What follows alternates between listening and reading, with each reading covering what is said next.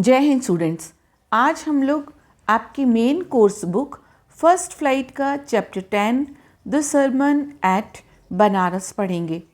Lesson पढ़ने से पहले हम इसके टाइटल को समझ लेते हैं। The first word is sermon. Sermon का मतलब होता है उपदेश देना।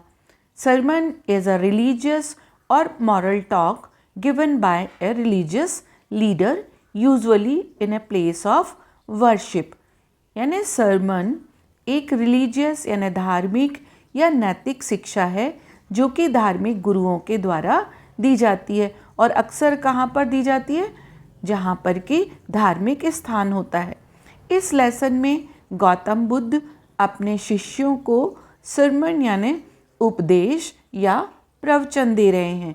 तो इस तरह से सरमन शब्द का अर्थ हुआ धार्मिक या नैतिक, प्रवचन या उपदेश या शिक्षा। The sermon at Banaras. Sermon का मीनिंग आप समझ चुके हैं। अगला वर्ड है बनारस। बनारस उत्तर प्रदेश का एक शहर है। Is one of the holiest cities. जो भारत के पवित्रतम शहर हैं उनमें से एक शहर है बनारस, जिसको वाराणसी या काशी के नाम से जाना जाता है। Gautam Buddha delivered his first sermon. और यहाँ पर गौतम बुद्ध ने, महात्मा बुद्ध ने, जब उनको ज्ञान प्राप्त हुआ उसके बाद में जो पहला उपदेश दिया वो बनारस में दिया और यही उपदेश इस लेसन में बताया गया है। द सरमन एट बनारस में आपको सरमन का मीनिंग भी समझ आ गया और बनारस के बारे में भी इस कहानी, इस लेसन के संदर्भ में मैंने आपको बता दिया है। अब हम लोग लेसन के बारे में समझते हैं। The sermon at Banaras throws light upon the early life of Lord Buddha. ये तो हमको सरमन और बनारस से ही पता चल गया कि यहाँ पर जो बात हो रही है वो लॉर्ड बुद्ध यानी गौतम बुद्ध के बारे में हो रही है और ये लेसन उनके प्रारंभिक जीवन के बारे में प्रकाश डालता है। Who was originally born as a prince in the royal family। Gautam Buddha का जन्म रॉयल यानी शाही परिवार में हुआ था। Gautam Buddha left all worldly pleasures behind and went on searching for salvation। अब गौतम बुद्ध वर्ल्डली प्लेजर यानी जो सांसारिक सुख थे, क्योंकि वो एक रॉयल फैमिली में थे जहाँ पर कि भौतिक सुविधाओं की कोई कमी नहीं थी, लेकिन उन्होंने साल्वेशन यानी मुक्ति या मोक्ष की प्राप्ति के लिए इन सभी प्लेजर्स को त्याग दिया, इन सभी प्लेजर्स को छोड़ दिया। After 7 years of wandering here and there. लगातार 7 साल तक गौतम बुद्ध साल्वेशन यानी मुक्ति या मोक्ष प्राप्ति कैसे हो, इसके लिए, इस ज्ञान को पाने के लिए वो भटकते रहे। वो एक रॉयल फैमिली में थे। कुछ घटनाएं ऐसी हुई जिससे उनको लगा कि ये वर्ल्डली प्लेजर्स यानी जो सांसारिक सुख हैं ये सुख नहीं है। He finally attend enlightenment under the peepal tree at Bodh Gaya. और इस तरीके से लगातार 7 साल तक वो एनलाइटनमेंट यानी ज्ञान प्राप्ति के लिए कि सच्चा सुख किस में है उसके लिए वो भटकते रहे और अंत में उन्हें एक पीपल के पेड़ के नीचे तपस्या करने के उपरांत ये ज्ञान प्राप्त हुआ। उनमें ये उनको रहस्य पता चला और उस पीपल का वो जो पेड़ था उसे बोधि वृक्ष कहा गया और वो स्थान क्या था, बोधि गया स्थान था। And now about the theme of the lesson. This story is based on the concept of life and death। तो ये जो लेसन है द सरमन एट बनारस, ये जीवन और मृत्यु के कॉन्सेप्ट पे बेस्ड है, यानी लाइफ एंड डेथ पर बेस है। It explains the biggest truth that humans are mortal and death is the only truth. तो ये जो गौतम बुद्ध के ऊपर या गौतम बुद्ध के द्वारा जो प्रवचन है उनका कंक्लूज़न, उनका निष्कर्ष यही है कि जीवन का जो सबसे बड़ा सत्य है वो ये है कि हम इंसानों का जीवन नश्वर है, मॉर्टल है और मृत्यु ही अंतिम सत्य है, एकमात्र सत्य है। इस थ्योरी पर ये लेसन बेस है, यानी इस लेसन की जो थीम है वो यही है कि हमारा जीवन मॉर्टल है, हम कैसे हैं, नश्वर हैं, मरणशील हैं, और जो सत्य है वो है मृत्यु यानी शरीर का खत्म होना। और अब हम इस लेसन के ऑथर यानी लेखक के बारे में जान लेते हैं। तो उसकी लेखिका हैं बेटी रेनशॉ और उनकी book values and voices a college reader से ये लेसन लिया गया है, the sermon at Banaras. So let's read out the lesson, the sermon at Banaras. The sermon at Banaras. आप सरमन का मीनिंग भी जान चुके हैं, बनारस के बारे में भी जान चुके हैं और लेसन के बारे में भी मैंने आपको थोड़ा थोड़ा आइडिया दिया है, लेसन की थीम के बारे में भी बताया है। लेसन पढ़ने से पहले एक एक्टिविटी है बिफोर यू रीड, तो इस एक्टिविटी को भी बहुत ही इंटरेस्टिंग एक्टिविटी है, इसको भी हम जान लेते हैं। Use a dictionary or ask your teacher's help as you discuss the following questions in groups.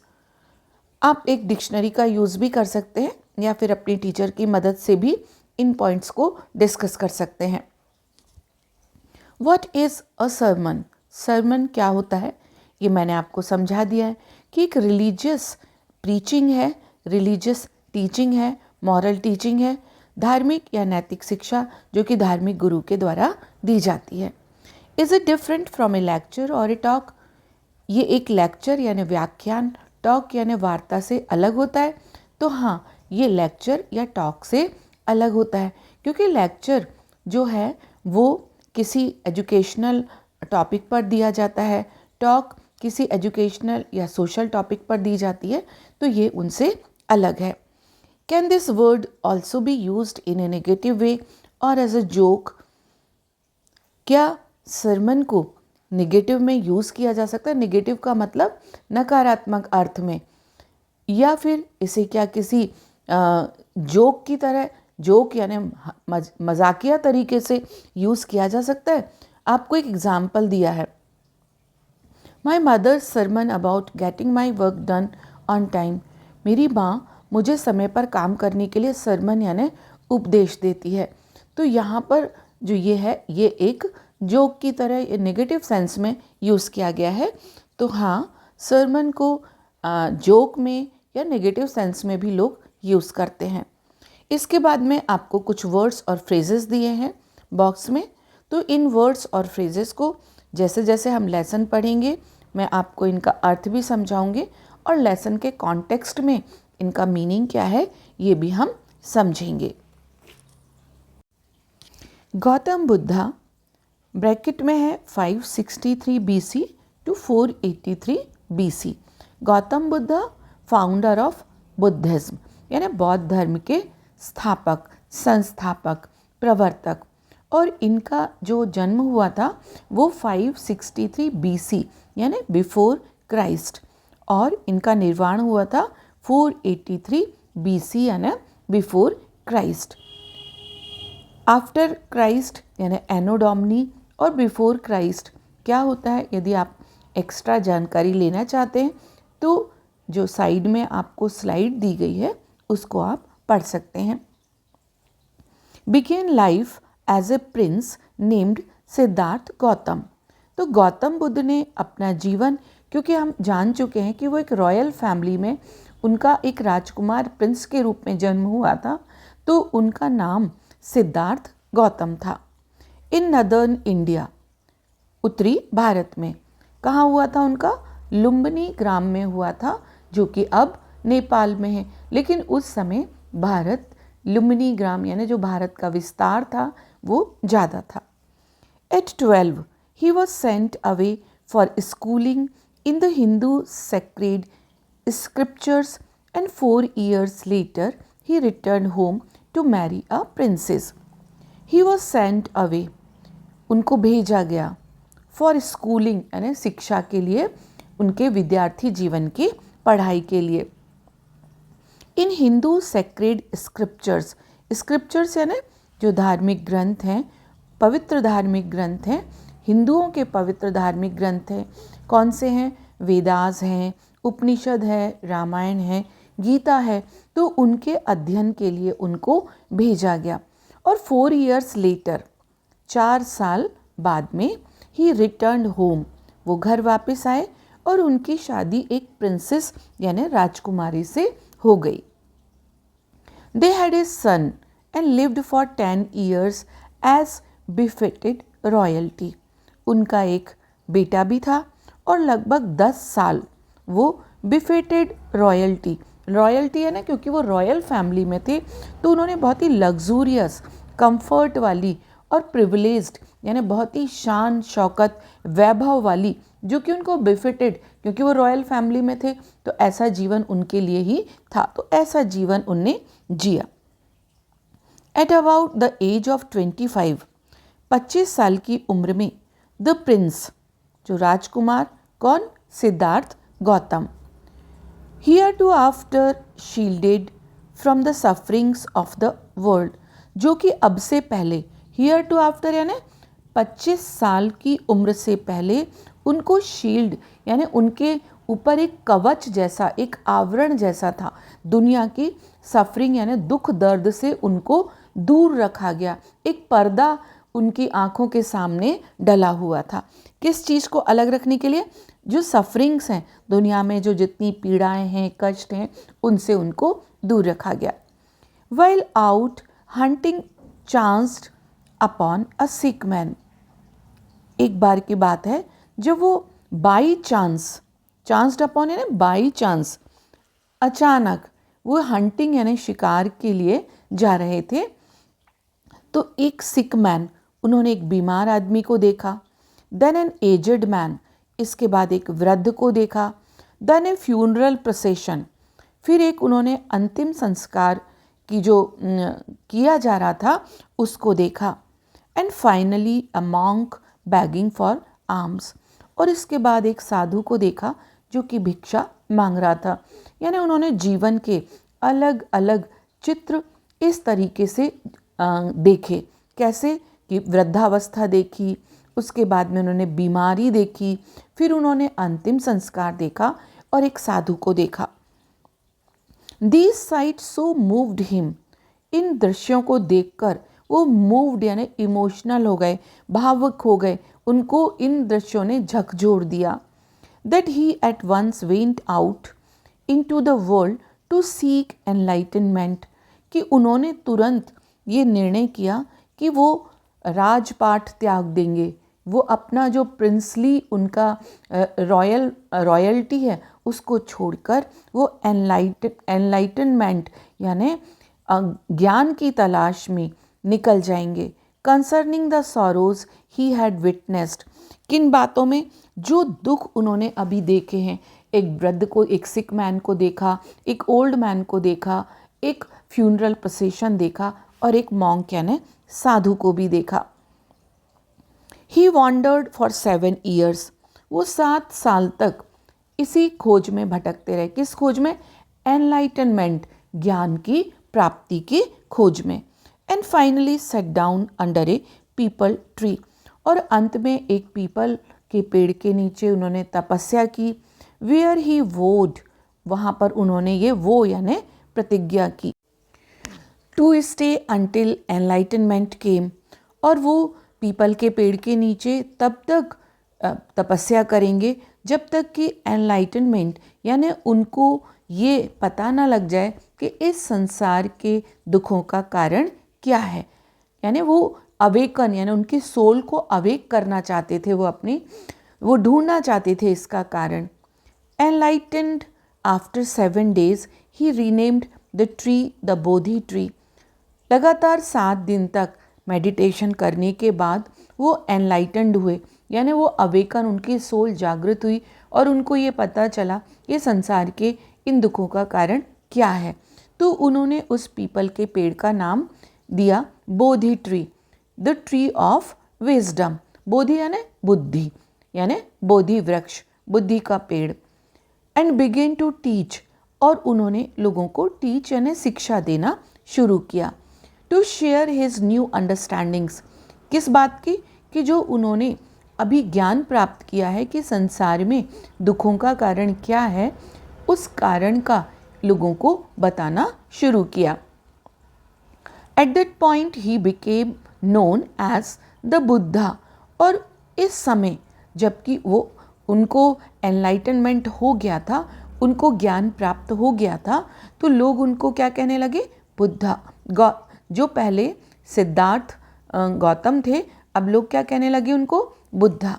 Buddha means the awakened और एनलाइटन्ड, यानी ऐसा व्यक्ति जिसकी सोल अवेकन्ड है, जागृत है, जिसको कि ज्ञान प्राप्त है। The Buddha preached his first sermon at the city of Banaras. The Buddha preached his first sermon, उन्होंने जो अपना पहला उपदेश दिया वो कहाँ पर दिया? सिटी ऑफ बनारस, बनारस शहर में। Most Holi of the dipping places on the river Ganges, Ganga नदी के किनारे जो भी शहर बसे हुए हैं उनमें बनारस सबसे ज़्यादा पवित्र शहर है, और यहाँ पर लोग डिपिंग यानी डुबकी लगाने आते हैं बनारस के घाटों पर। The sermon has been preserved and is given here, जो उनका उपदेश था वो यहाँ पर उसको दिया गया, सुरक्षित रखा गया। It reflects the Buddha's wisdom about one inscrutable kind of suffering, तो जो उनका ये सरमन था, ये उनकी जो सोच थी, गौतम बुद्ध की, महात्मा बुद्ध की, लॉर्ड बुद्ध की जो सोच थी, उनकी विजडम थी किस बारे में? इनस्क्रूटेबल। इनस्क्रूटेबल यानी समझ न आने वाला, something which can not be understood. बहुत ही इम्पॉर्टेंट वर्ड है, ये आपको पूछा भी जा सकता है। इनस्क्रूटेबल, जिसे समझा ना जा सके, किस बारे में? काइंड ऑफ सफरिंग, कि दुनिया में इतना पीड़ाएं क्यों हैं, इतने दुख क्यों हैं, लोग दुखी क्यों हैं, ये बात कैसी है? इनस्क्रूटेबल है, जो कि समझ में लोगों के नहीं आती है। लेकिन गौतम बुद्धा ने अपनी, महात्मा बुद्ध ने, लॉर्ड बुद्ध ने अपनी विजडम से, क्योंकि अब वो एनलाइटेंड हो चुके थे, अब उनमें एनलाइटनमेंट आ गया था, तो उन्होंने अपनी विजडम से लोगों को ये समझाना शुरू किया। और उनके जो ये सरमन है, जो फर्स्ट उनका उपदेश है, वो इन्हीं बातों को रिफ्लेक्ट करता है। किन बातों को? कि दुनिया में इतनी सफरिंग्स हैं, इतनी दुख हैं, इतनी पीड़ाएं हैं, वो क्यों हैं। और अब हम पढ़ेंगे गौतम बुद्ध के सरमन का फेमस पार्ट, फर्स्ट सरमन का, जो कि उन्होंने बनारस में दिया था। फेमस पार्ट जो बतलाता है कि संसार में दुखों का कारण क्या है। किसा Gautami had an only son, चित्र में भी आप देखिए, किसा गौतमी का एकमात्र बेटा था, एंड ही डाइड, और उसकी डेथ हो जाती है। In her grief she carried the dead child to all her neighbours, और वो इतनी दुखी हो जाती है, ग्रीफ यानी दुख, इतनी दुखी हो जाती है कि वो अपने मृत बच्चे को अपने सारे नेबर्स यानी पड़ोसियों के पास ले जाती है। आस्किंग देम फॉर मेडिसिन, और उनसे कहती है कि क्या आपके पास में ऐसी कोई मेडिसिन है, दवा है, जिससे कि मेरा जो बच्चा है वो जिंदा हो जाए। And the people said she has lost her senses, the boy is dead, और लोग क्या कहते कि ये अपने बच्चे की मौत के दुख में इसके होश हवास गुम हो गए हैं, ये पागल हो गई है। एट लेंथ यानी आफ्टर ए लॉन्ग टाइम, ऐसा कई दिन तक चलता रहा। Kisa Gotami met a man who replied to her request, वो एक आदमी से मिली जिसने कि जो वो हर किसी से रिक्वेस्ट करती थी कि मुझे ऐसी मेडिसिन दो जिससे कि मेरा बच्चा जिंदा हो जाए। तो उस व्यक्ति ने आंसर दिया उसको, I can not give the medicine for thy child, उसने कहा कि मैं तुम्हारे बच्चे, दाई मीन्स ये ओल्ड इंग्लिश है, ओल्ड फैशन्ड वर्ड है जो कि अब नहीं है, तो दाई मीन्स योर, मैं तुम्हारे बच्चे को कोई मेडिसिन नहीं दे सकता हूँ। But I know a physician who can, लेकिन मैं एक फिजिशियन है ना, सीधी सरल भाषा में जाने तो डॉक्टर, जो कि चिकित्सा करते हैं, चिकित्सक। तो मैं एक ऐसे डॉक्टर को जानता हूँ कि जो तुम्हारी हेल्प कर सकता है। एंड द गर्ल सेड, तो गर्ल कौन? किस्सा गौतमी ने कहा, प्रे टेल मी, प्रे मतलब please tell me, sir who is it, वो कौन है, वो फिजिशियन कौन है, वो डॉक्टर कौन है, वो चिकित्सक कौन है? एंड द मैन रिप्लाइड, तो उस आदमी ने कहा, go to Shakyamuni the Buddha, ऐसा करो तुम बुद्ध के पास जाओ। शाक्यमुनि, मुनि का मतलब साधु, और शाक्य जो गौतम बुद्ध थे उनका वंश, वो जिस वंश के राजकुमार थे उसका नाम था शाक्य, इसलिए उस व्यक्ति ने उन्हें शाक्य मुनि कहा। Kisa Gotami repaired to the Buddha, अब Kisa Gotami, repaired means went to, गई, वो बुद्धा के पास गई, यानी लॉर्ड बुद्ध, महात्मा बुद्ध के पास गई, एंड क्राइड, और रोने लगी, Lord and master give me the medicine, Lord यानी ईश्वर, मालिक, मास्टर मालिक, मुझे प्लीज़ ऐसी मेडिसिन दो कि that will cure my boy, जो मेरे बच्चे का इलाज कर सके। द बुद्धा आंसर्ड, बुद्धा ने आंसर दिया, उत्तर दिया, I want A handful of mustard seed, मुझे हैंडफुल यानी मुट्ठी भर, मस्टर्ड सीड यानी सरसों के बीज, राई जिसको बोलते हैं, वो लाओ। And when the girl in her joy promise to procure it, वो किस्सा गौतमी तो बहुत खुश हो गई और उसने कहा ठीक है, प्रोक्योर यानी प्राप्त करना, कि मैं अभी ला के देती हूँ।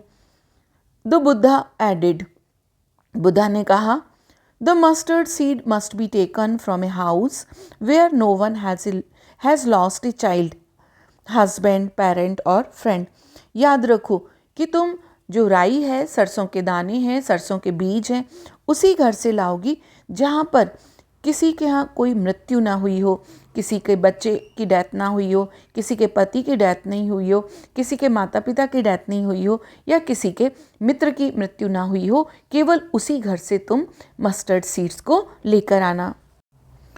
Poor Kisa Gotami now went from house to house, बेचारी किस्सा गौतमी एक घर से दूसरे घर जाती, and the people pitied her, लोगों को उस पर तरस आता, पिटी है ना दया या तरस, एंड सेड, और वो कहते, हियर इज़ मस्टर्ड सीड, ये लो, ये मस्टर्ड सीड है, ये सरसों के बीज हैं, टेक इट, ले जाओ।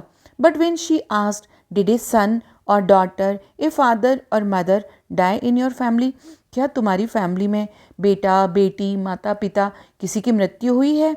दे आंसर्ड हर, वो उत्तर देते, alas the living are few but the dead are many, वो कहते बड़े दुख से कहना पड़ रहा है कि हमारे घर में जीवित लोग कम हैं लेकिन मरे हुए लोगों की संख्या ज़्यादा है। Do not remind us of our deepest grief, हमें जो ग्रीफ यानी दुख, वो भी कैसा डीपेस्ट यानी जो सबसे ज़्यादा दुख है उसको याद मत दिलाओ। ये कौन कहते? ये वो लोग कहते किस्सा गौतमी से जिनके घर वो मस्टर्ड सीड्स लेने जाती। And there was no house but some beloved one had died in it, ऐसा कोई भी घर नहीं था जहाँ पर कि उस घर के जो लोग थे उनके किसी प्रियजन की मृत्यु ना हुई हो। किस्सा Gautami became very and hopeless, अब तो किस्सा जो गौतमी थी उसने होपलेस यानी आशा छोड़ दी, वो उसके मन में निराशा आ गई और वो बहुत ज़्यादा थक गई। And set down at the way side watching the lights off the city, और वो सड़क के किनारे या रास्ते के एक साइड बैठ गई और शहर की लाइट्स को, यानी जो लाइट जल रही थी उस समय, जो भी दिए वगैरह होते थे जिनसे रात के समय उजाला होता था, तो उनको देखने लगी। एज दे फ्लिकर्ड अप, क्योंकि वो टिमटिमा रहे थे, फ्लिकर्ड अप यानी टिमटिमाना, हल्की सी रोशनी थी। एंड वर एक्सटिंग्विश्ड, और थोड़े समय बाद वो बुझ भी गए। At last the darkness of the night rained everywhere, और इस तरह से जो रात में अंधेरा था उसका हर जगह क्या हुआ, वो रेन यानी उसका साम्राज्य हो गया, वो प्रेवलेंट हो गया, हर जगह जहाँ देखो वहीं पर डार्कनेस थी। And she considered the fate of man, और इस अंधेरे में उसने सोचा किस बारे में, आदमियों के, इंसानों के, फेट यानी भाग्य के बारे में। That their lives flickered up, कि उनकी ज़िंदगी भी ऐसे ही टिमटिमाती है, यानी इस तरह से उनकी सांसें चलती हैं, वो जिंदा रहते हैं। एंड आर एक्सटिंग्विश्ड अगेन, और समय आने पर वो भी बुझ जाते हैं, यानी उनकी डेथ हो जाती है। She thought to herself, अब उसने अपने आप से सोचा, how selfish am I in my grief, मैं अपने दुख में कितनी ज़्यादा सेल्फिश यानी स्वार्थी हो गई थी। Death is common to all, मृत्यु तो सभी को आती है। यही महात्मा बुद्ध, लॉर्ड बुद्ध का सरमन है जो यहाँ पर वो सोच रही है।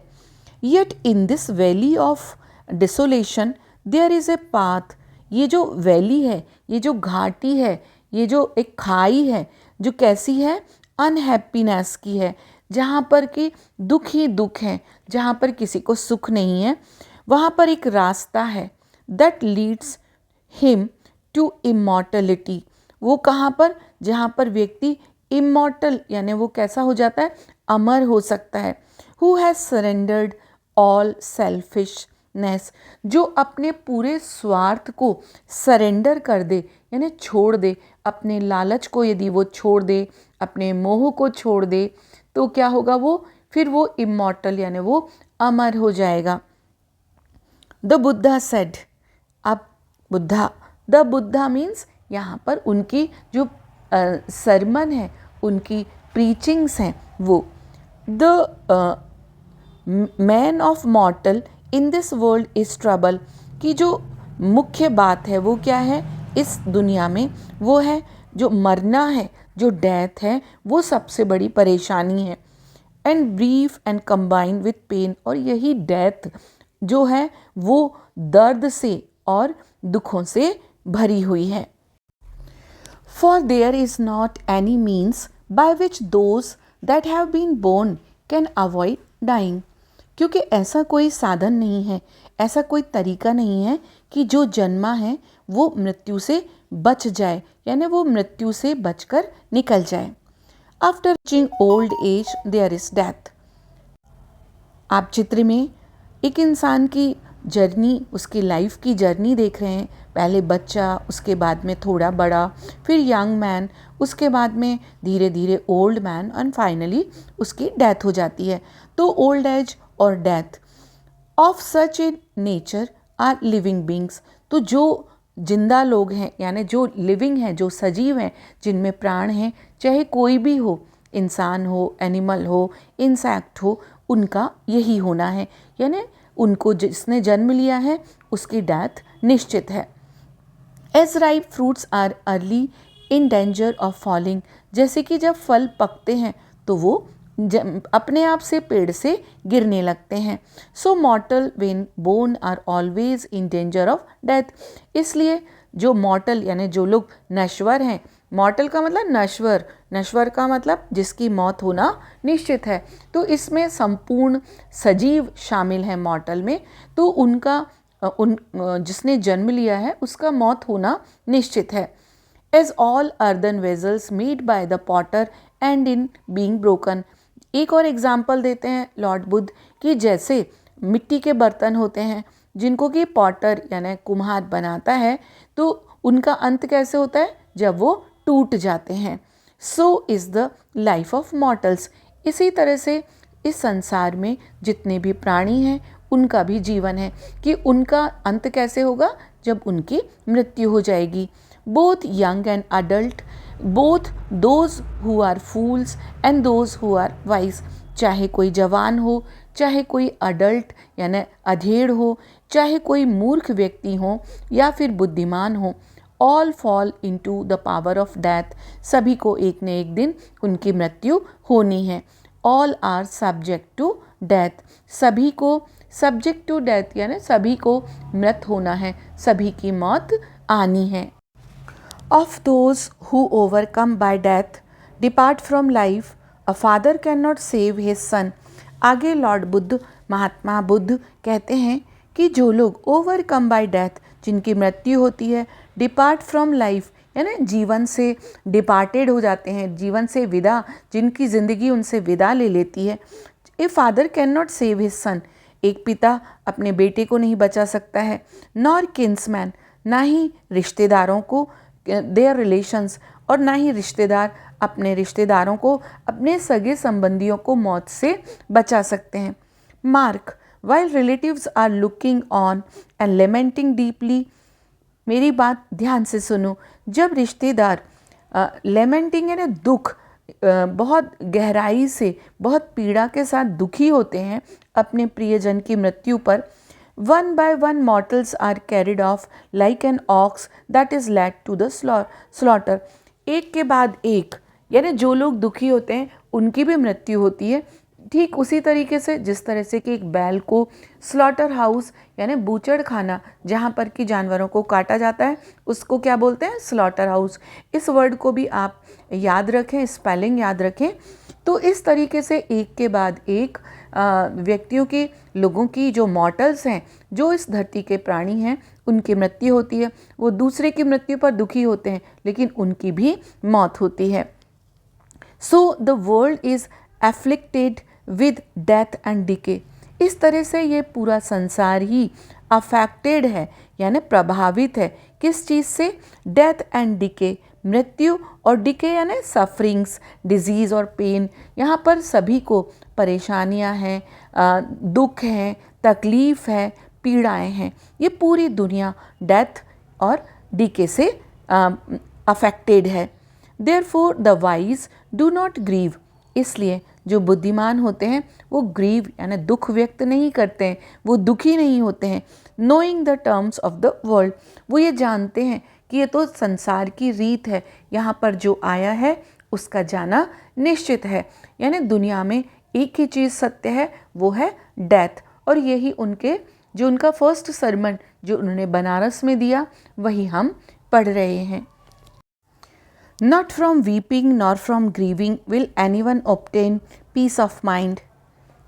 बुद्ध कहते हैं कि ना तो वीपिंग यानी रोने से, ना ग्रीविंग यानी दुखी होने से, will anyone obtain peace of mind, किसी को भी मानसिक शांति नहीं प्राप्त हो सकती है।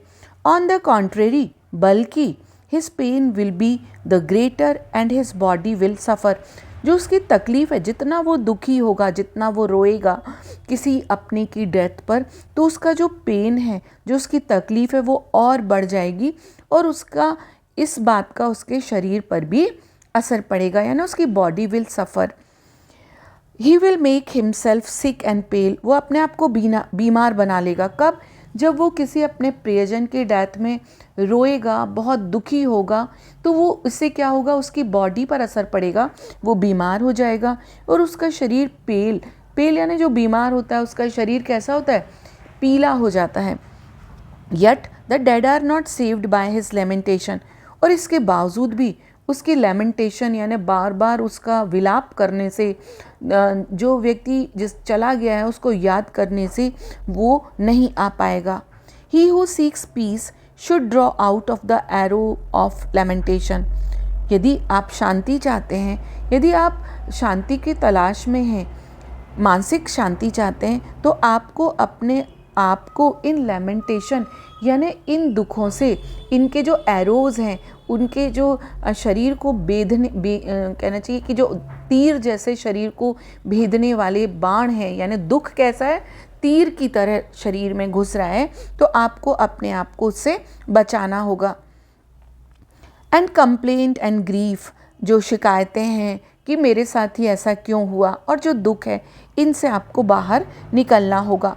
He who has drawn out of the arrow, जो इन दुखों के बाण से बाहर निकल आया, and has become composed will obtain peace of mind, और जिसने अपने आप को कंपोज कर लिया, शांत कर लिया, जिसने अपने इन भावों को किसी व्यक्ति के दुख पर, जो उन्होंने पहले 4 सीन देखे थे, कि जो फर्स्ट सीन था उसमें क्या था? उसमें एक बूढ़ा व्यक्ति था, एक बीमार था, एक फ्यूनरल प्रोसेशन था और एक मॉन्क, जो आखिरी रास्ता था कि वो यही रास्ता है कि हम एनलाइटेंड हों, हमें ज्ञान प्राप्त हो कि इन दुखों से हमारी तकलीफ़ें बढ़ेंगी। यदि हम इन दुखों को से निजात पाना चाहते हैं तो हमको अपने आप को कंपोज रखना होगा, शांत रखना होगा, और तभी हम मानसिक शांति को प्राप्त कर पाएंगे। He who has overcome all sorrows, जो इन दुखों से ऊपर उठ जाता है, will become free from sorrow, वो दुखों से दूर हो जाता है। एंड बी ब्लेस्ड, और वो ब्लेस्ड हो जाता है, वो उस पे भगवान का आशीर्वाद हो जाता है, उस पर ईश्वर की कृपा हो जाती है। तो ये था द सरमन एट बनारस, जो हमको क्या सरमन का सार है कि डेथ इज़ मॉर्टल, मृत्यु होना निश्चित है, ये हमको जानना चाहिए। इसलिए बहुत ज़्यादा दुखी होकर अपनी मानसिक शांति को भंग नहीं करना चाहिए। सो डियर स्टूडेंट्स, जो लेसन काफ़ी डिफ़िकल्ट लग रहा था वो मैंने आपको वर्ड बाय वर्ड यानी एक एक शब्द का मीनिंग और लाइन बाय लाइन उसको एक्सप्लेन करके काफ़ी इजी बनाने की कोशिश की। आप इस लेसन को पढ़िए, बार बार पढ़िए, कुछ वर्ड्स इसके बहुत इम्पॉर्टेंट हैं, उन वर्ड्स को याद रखिए।